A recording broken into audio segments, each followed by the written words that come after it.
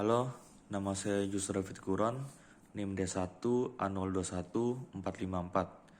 Saya akan menjelaskan dari pertanyaan, yaitu apakah penggugat atau hakim PT UN selalu terikat pada AAUPB sebagai dasar untuk menggugat atau sebagai dasar hakim untuk melakukan pengujian terhadap keputusan tata usaha negara, mengingat AAUPB merupakan asas-asas hukum tidak tertulis.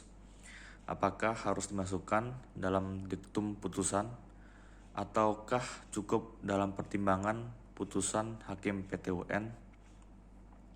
Jadi, penggugat atau hakim tidak terikat pada jenis-jenis AAUPB, seperti yang dirinci dalam penjelasan pasal 53 ayat 2 huruf B Undang-Undang Nomor 9 Tahun 2004, karena penjelasan pasal dari situ suatu peraturan perundang-undangan bukan norma, melainkan hanya berfungsi sebagai tafsiran resmi dari pembuat undang-undang.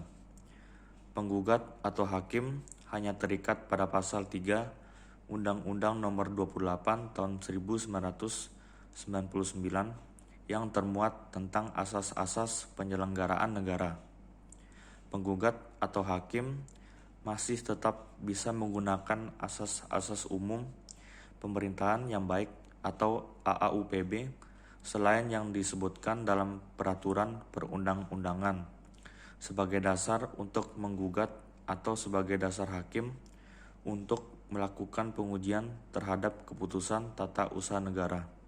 Karena pada hakikatnya karakter yuridis AAUPB merupakan hukum tidak tertulis atau dapat disebut pula sebagai asas-asas hukum yang tidak tertulis yang lahir dari praktek pemerintahan atau peradilan dan mengacu pada pasal 97 ayat 9. Dalam hal hakim mempertimbangkan adanya asas-asas umum pemerintahan yang baik sebagai alasan pembatalan keputusan tata usaha negara yang digugat, maka hal tersebut tidak perlu dimasukkan dalam diktum putusan, melainkan cukup dalam pertimbangan putusan asas-asas umum pemerintahan. Sekian penjelasan saya kali ini. Mohon maaf bila ada kata-kata yang kurang ataupun salah. Terima kasih.